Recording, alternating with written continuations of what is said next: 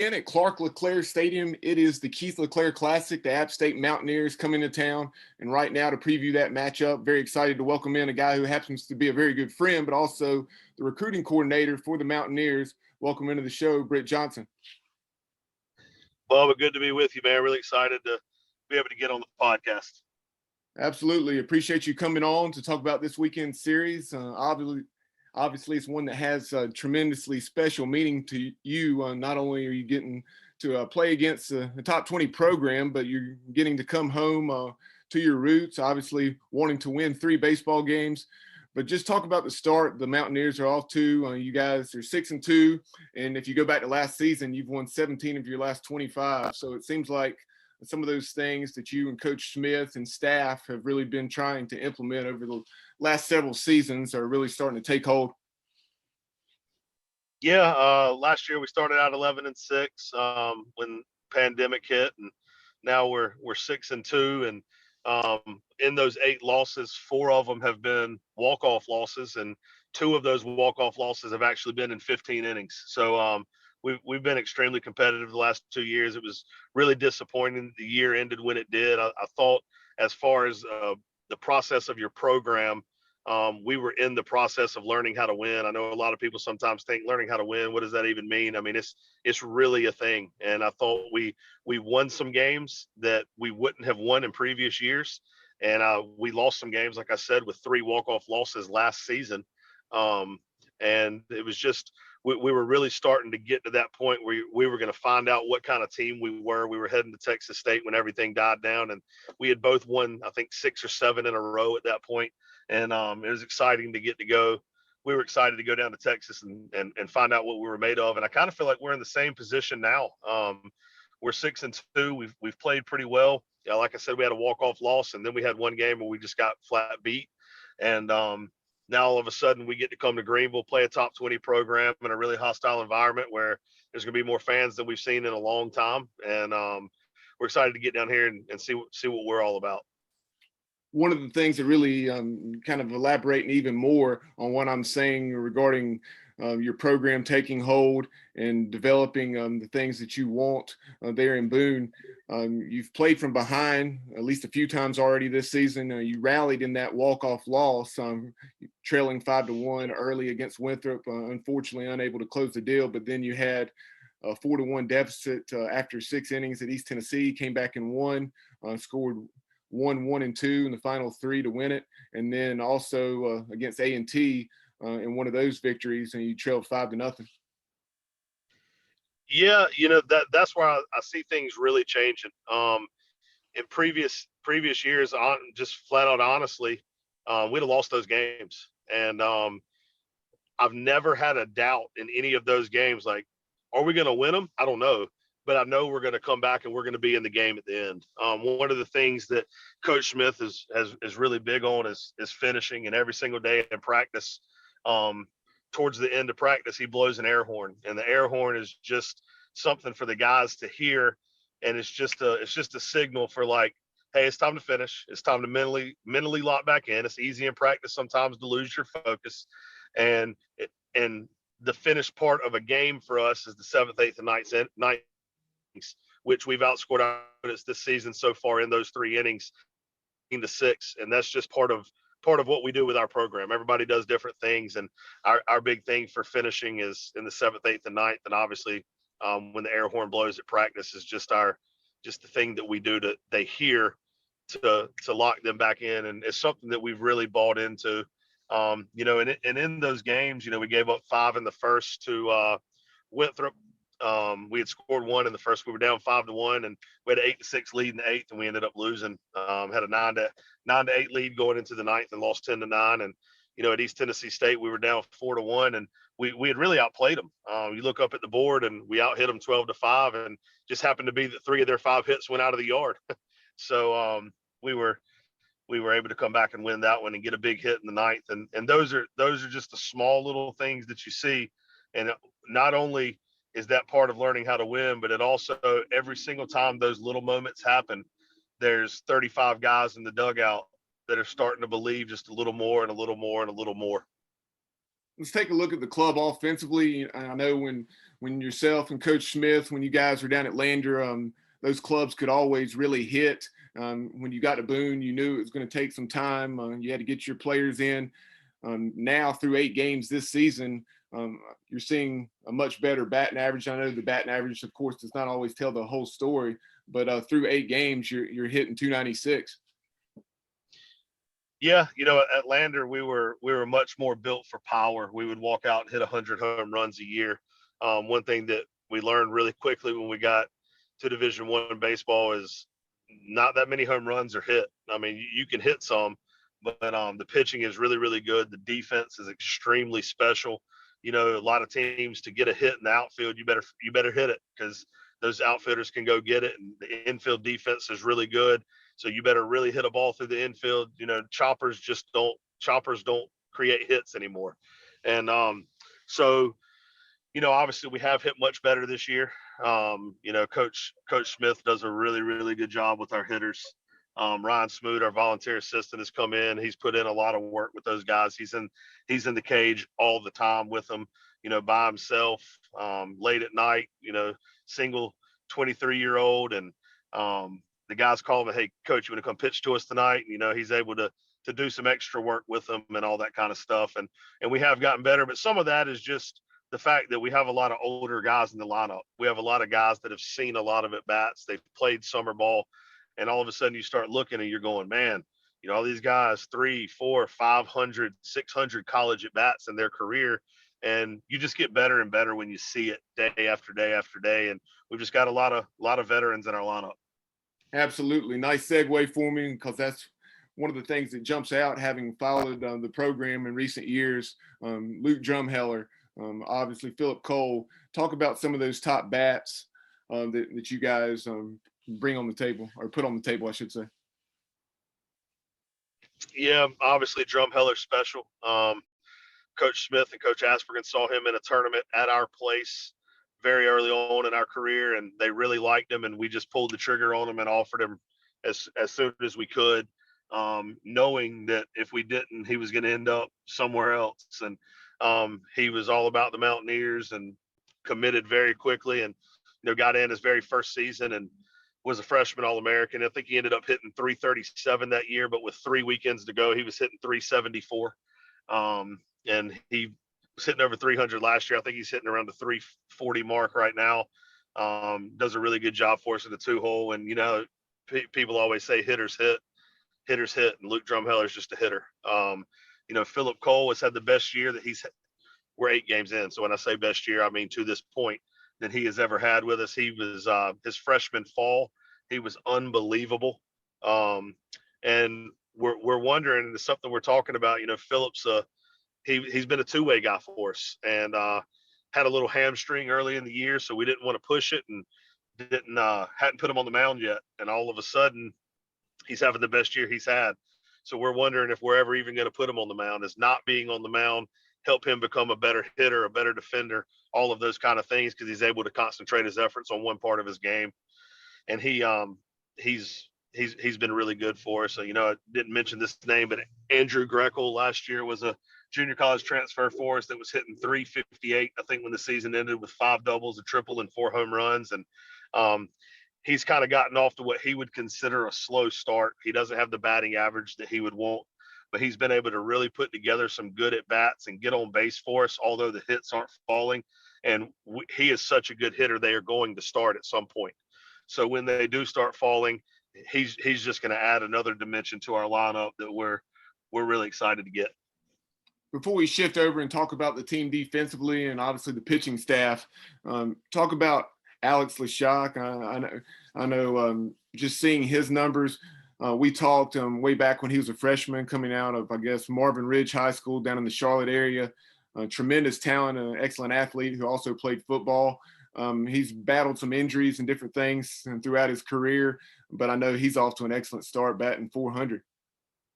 Yeah, he is. He led us in hitting his freshman year. He's an interesting story because we were recruiting him in football and baseball, and it's if he was to go play football, we couldn't offer him any money in baseball. If he was to be a walk-on in both, there's some NCAA rules that are interesting. And it's fun. We brought him in for the Old Union game as a recruit for football. He went down and loved it. And the next weekend, football brought him in. We were playing Miami at home, and he kind of joked sometimes that when he saw Miami's guys on the field warming up, that's when he decided he was just going to play baseball. So actually, after that game, he came up and committed to us when the game was over in the parking lot of our baseball stadium after the Miami football game. And he led us in hitting his first year. And then the last 2 years has kind of battled a hamstring. Each year, he's got a little hamstring tweak. Like you said, he's a tremendous athlete, can really run, and that's really what his game is built around. And this year he's been able to stay healthy. He had a really tough year last year. He would tell you it was a really bad year, and it was. We had to take him out of our starting lineup. He was really struggling offensively, and him and Coach Smith got together, and with technology now, FaceTime and video and all that kind of stuff is so important. So he was able to go take his swings during the day, sometimes with Coach Smith talking to him while he was hitting, talk him through his swing, talk him through what he wanted it to look like. He came back this fall and was really, really good. And you're starting to believe as a coach, you're going, man, if Leshock can be good, we got a chance to, this is going to be a real boost to our offense and just our team in general. And then it gets to January, and you're still wanting to believe, but he's had those 2 years with a hamstring, and you're going, we got to keep that hamstring healthy. When, knock on wood, right now, he's been extremely healthy. Some of his hits, you see the 400 batting average, are just flat out his athleticism. He may hit a chopper, and if your shortstop doesn't come get it and get rid of it fast, he's safe. It's just a done deal. He runs that well, and he's just elite in center field. When there's a ball hit out to center field, it probably better go over the fence or it's getting called. And he's really changed our team defensively and offensively. I don't think we could have ever expected what he's doing offensively through 8 games. Really, really special. I think he's hitting 400 with like a 545 on base, and that's the most important thing for him. Obviously, 400 is going to be hard to keep. Nobody really hits 400. That's hard to do. But if he can continue to get on base at an extremely high clip, he just makes us so much of a better team because he's got a chance to score every time he gets on. Defensively, things have been very clean thus far. 987 fielding percentage, just 4 errors in 8 ball games. Yeah, we've played extremely well. Defensively, I really think that the thing that makes us what we are defensively, obviously you got to catch it and throw it, but we have a shortstop in Bailey Welch, who's a senior and has played a lot of baseball, and he is just the vocal lead of everything on defense. Not let us take a mental break defensively. We are locked in the whole time.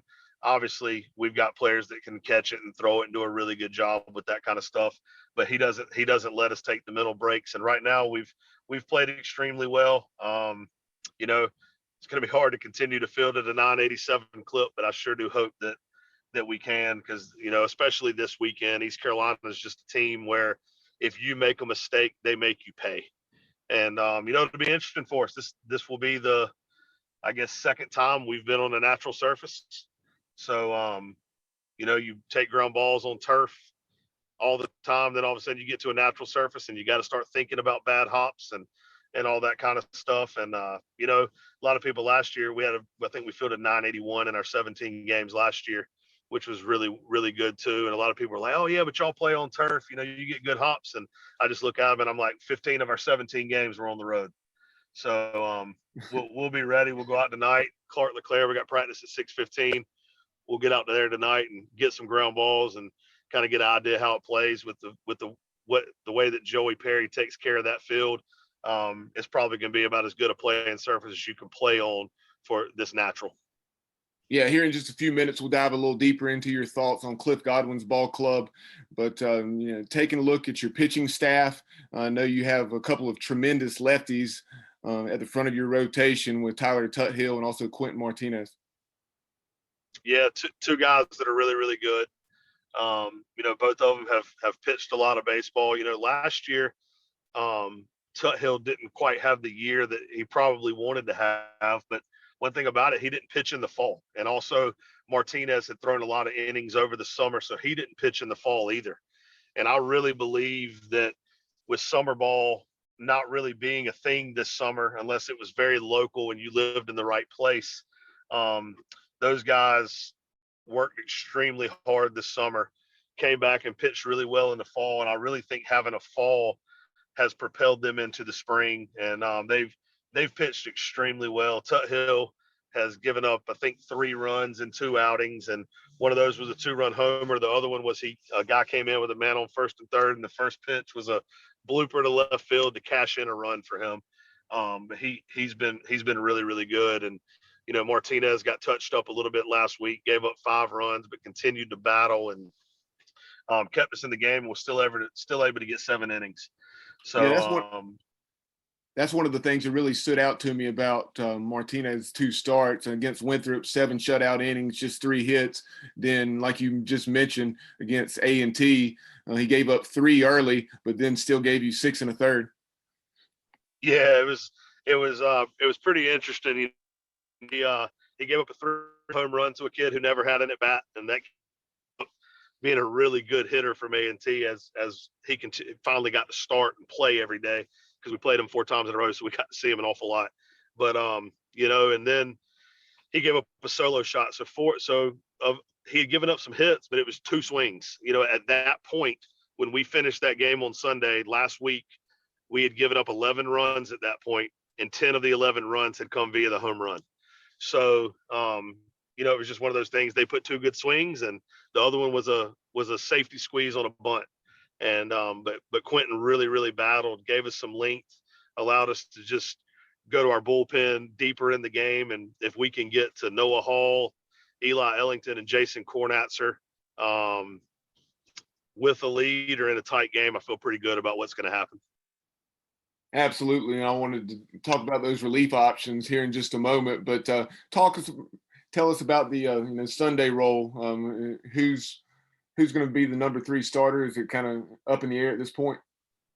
Right now, it's we had to turn in our rotation yesterday to Malcolm Gray, and we sent TBA. We don't know exactly what we're going to do. Trey Tuich was supposed to be our Tuesday starter, and because of the way Sundays have gone, we've actually had to pitch him 2 Sundays in a row. So he's an option, probably the best option that we would have. But we don't know exactly what we're going to do. We're going to see how the first 2 games play out to see how we want to handle that. Now back to the bullpen. You mentioned Noah Hall, Eli Ellington. In addition to the 2 of them, who are some of the other top relief options? Obviously those 2, and then you got Jason Kornatzer, who's been pretty good for us. He struggled a little bit Tuesday night, but he's been very, very good. His stuff was good. He just couldn't figure out how to get a third out in the inning, which is just part of baseball. That's going to happen. We've also got Cy Smith, who was really, really good for us last year. And if we can get Cy going, his stuff's electric. And if you can add him to those 3 guys, it's going to be really good. And then we've just got I always call him the grizzled veteran, Andrew Papp. He's in his 6th year, and he has a 2.88 ERA, career ERA coming into this season. I think he's pitching at a 5.40 right now. He gave up a run the other night, and people are like, "Oh man, I saw Papp gave up a run," and people have no idea that it was a bunt single when we weren't defending the bunt, a bloop single, a fly ball to center field, and then another bloop that our shortstop caught and the guy tagged up from third base. And so he really did a good job the other night, and actually but gave up a run. But he's a guy that you'll see. He's just kind of a security blanket for us down there. He can pitch in so many different roles. He can come in, he can close out a game, and he's just going to find a way to get outs. It's just what he does. Coming into this weekend, obviously Pirates coming off a midweek loss to Old Dominion, 12 innings, 6-5 on Wednesday night. What are your impressions of Cliff Godwin's ball club, given that you've had the opportunity to obviously see him on film, scouting reports, and so on and so forth? It's interesting because film doesn't always show the whole story. So obviously we've watched a lot of film. But with our game getting rained out last Friday, I went home and watched East Carolina and Georgia Southern on Friday night. And I think the very first thing that comes to your mind that film doesn't show in little 3 to 5 minute segments is just the toughness. You always hear Cliff talk about that about his teams, and it's real. They are so tough, play so hard, execute at such a high level. If you take your defense and you stand in the wrong place on the field in the infield with your third baseman or first baseman, they're gonna bunt it. Then they're gonna hit and run. Then they're gonna slash. Then they're gonna bunt again, and they can just really speed you up on defense and force you into mistakes. And the thing that's so impressive about that is how they execute it at such a high level. Their bunts are extremely good, extremely well placed, like great pace on the baseball to really force you to have to make a play. Um, Puts a lot of pressure on your pitcher, puts a lot of pressure on your catcher. Then all of a sudden they get on and they steal. They're just so multiple in what they do. And then at the same time, you see the Duke game, they can walk out and hit 3 home runs, and all of a sudden you're just like, what in the world just happened? Pitching wise, obviously at the front of the rotation with Smith and Cooch Manor, you've got guys that are just veterans that have just done it over and over and over again. Sunday with Wisenhunt, that dude is special. The things that are coming out of his hands, Pirate fans need to enjoy that one because he's gonna be making a lot of money. And I think if he continues the way he's going, people are gonna be watching him pitch on TV one day. He's special. And then you go down in the bullpen, and where we were just talking about Pap kind of being the grizzled veteran, you've got guys just like that at East Carolina with Matt Bridges and Cole Moore, and obviously one of the younger guys, CJ Mayhew, who just comes out and he's just dynamic from the left side. They've got power stuff. They've got power breaking balls. They mix extremely well. And they get they get swings out of the zone because their stuff is so good. And they're really, really multiple. They do really hard to defend, really hard to hit again. They walk you, they fill the zone up. It's gonna be a huge test for us this weekend, because I think the team that makes the fewest mistakes is gonna win. Couple more questions for you. Just taking a look down the road, just talk about what the Mountaineers have ahead after this 3-game series against East Carolina, non-conference wise, and also a very challenging Sun Belt schedule. Yeah. Funny you asked that because I know that we play Wilmington next weekend and we don't have a midweek. Beyond that, I could honestly not even tell you who we play. I've really tried hard to stay in the moment this year. One of the things that's obviously helping me stay in the moment is having a pregnant wife that could have a baby any day. I do know we play Wilmington next week. Obviously, the Sun Belt is an extremely good league. I don't know who we open up with. I don't know where we open up, any of that. But we're blessed to be in a good league, and it's going to be a heck of a challenge. It's going to be a heck of a challenge next week at Wilmington. Obviously, everybody in Eastern North Carolina knows the kind of program that they have. And we're excited to continue to get into it, but really excited to, I know it's going to sound cliche, but to get to the practice field tonight and finish final preparations for the Pirates this weekend. Obviously, you're well aware of what Keith LeClair means to East Carolina baseball and just college baseball in general, for that matter. I know he means a tremendous amount to you. You wear the number 23. And so just talk about how special it is for you guys to play in the Keith LeClair Classic. Yeah, so the first year we were at East Carolina was in the Keith LeClair, and it means a ton. A lot of people don't know more of the story. Obviously, just Coach LeClair, the East Carolina ties, all of that kind of stuff.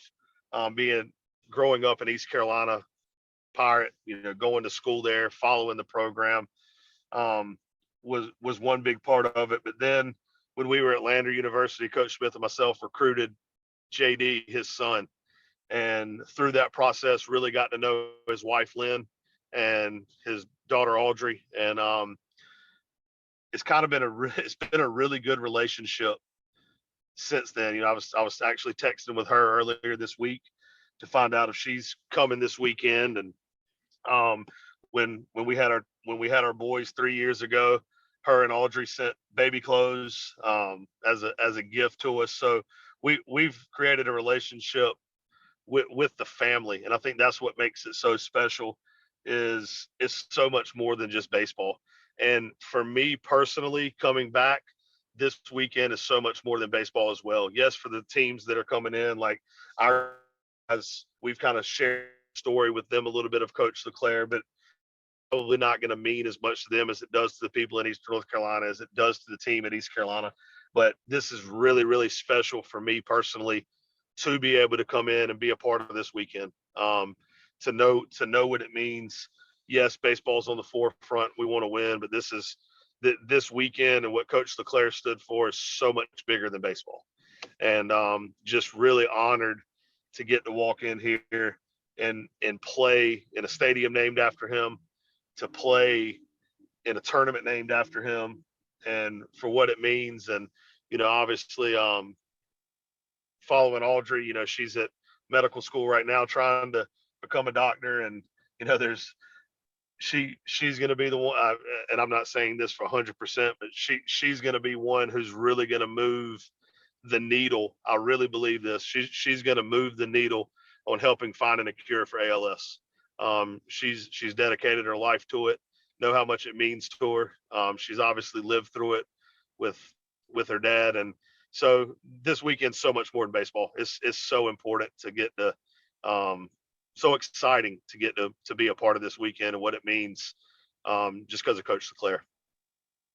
Absolutely, very well said. I really agree with your statement there regarding Audrey and what she's doing with her life now in med school, and committing her life to finding a cure for ALS as well as other things in the medical field. And I really have a lot of respect and admiration for her. And she's going to be part of the program tonight as well, and look forward to catching up with her. We've had her on a couple times in the past, but really appreciate your time this afternoon. We'll let you get busy. We know, like you've mentioned a couple times, you'll be on the field at Clark LeClair Stadium here within the next couple hours. But best of luck this season, and we look forward to having you back on down the road. Appreciate it, Bubba. Thank you so much.